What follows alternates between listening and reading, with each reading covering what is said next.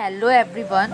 आज मैं taxation law का एक मेन टॉपिक पढ़ा रही हूँ जो है टैक्स।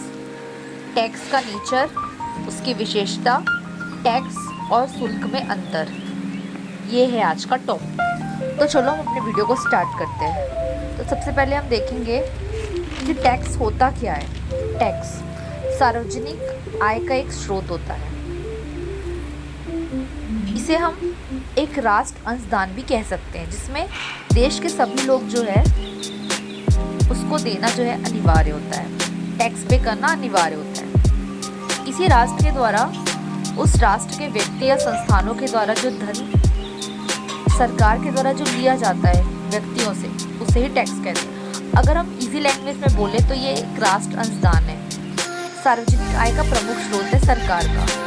राष्ट्र को चलाने के लिए सभी व्यक्ति जो टैक्स पे करते हैं, उसी से हॉस्पिटल, सड़क और जो संस्थान हमारे उपयोगी है वह सब जो है सरकार के द्वारा खोला जाता है और विकास किया जाता है। मतलब जनता के हित के लिए हम टैक्स जो पे करते हैं वो जनता के हित के लिए ही होता है, जो गवर्नमेंट हमसे वसूलती है, इसे ही टैक्स कहते हैं। टैक्स की विशेषता क्या क्या है? सबसे पहले तो सरल और सुविधाजनक, मतलब टैक्स ऐसा पे करना चाहिए, ऐसा होना चाहिए कि करदाता को भुगतान करने में जो है किसी प्रकार का कष्ट ना हो। दूसरा है प्रगतिशील, कर प्रणाली ऐसा हो कि धनी वर्ग से अधिक कर हो वसूली की जाए और निर्धन वर्ग से कम हो। तीसरा है बचत एवं पूंजी निर्माण को प्रोत्साहित। टैक्स जो है बचत एवं पूंजी निर्माण को प्रोत्साहित भी करता है।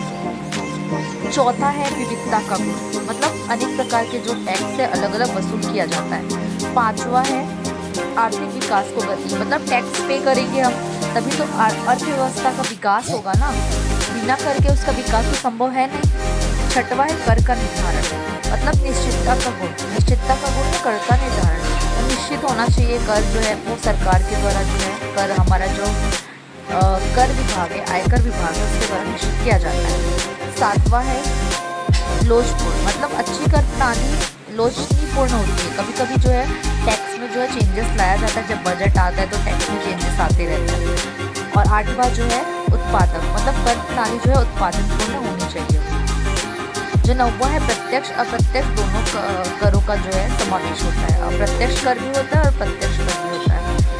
और हमारा जो लास्ट पॉइंट है वो 10वां है अधिकतर सामाजिक लाभ का सिद्धांत, मतलब इसमें सामाजिक लाभ ही होता है। तो ये सब जो है कर प्रणाली की विशेषता है। आगे हम देखेंगे कर की प्रकृति क्या है। कर की प्रकृति जो है प्रत्यक्ष कर और अप्रत्यक्ष कर दो प्रकार के होते हैं, जो मतलब समय समय पर लोगों को जो है करदाता से व्यक्ति या कंपनियों पर जो है लगाए जाते हैं, प्रत्यक्ष होते हैं। अप्रत्यक्ष होते हैं जो अप्रत्यक्ष तरीके से जो है टैक्स वसूलता है, जो है ना, जो निश्चित घटनाएं या कार्य होते किए जाते हैं। तो ये कर की प्रकृति है।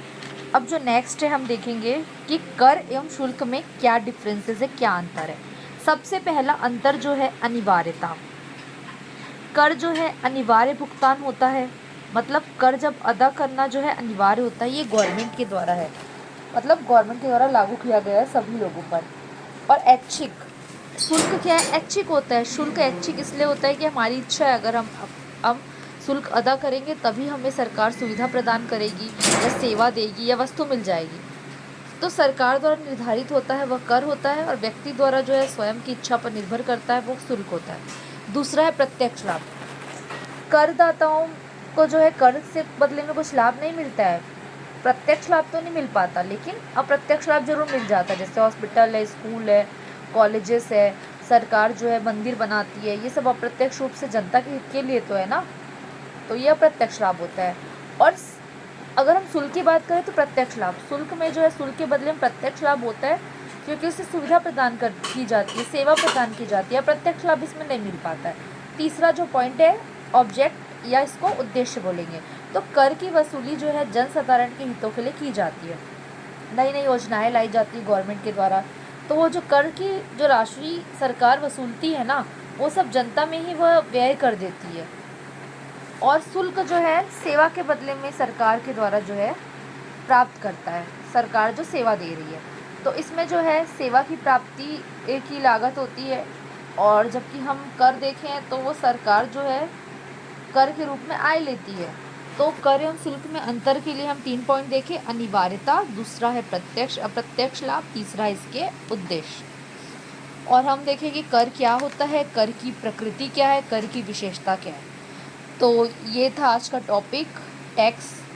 तो नेक्स्ट वीडियो में मिलते हैं, और अगर वीडियो पसंद आए तो प्लीज़ लाइक शेयर सब्सक्राइब करना मत भूलना।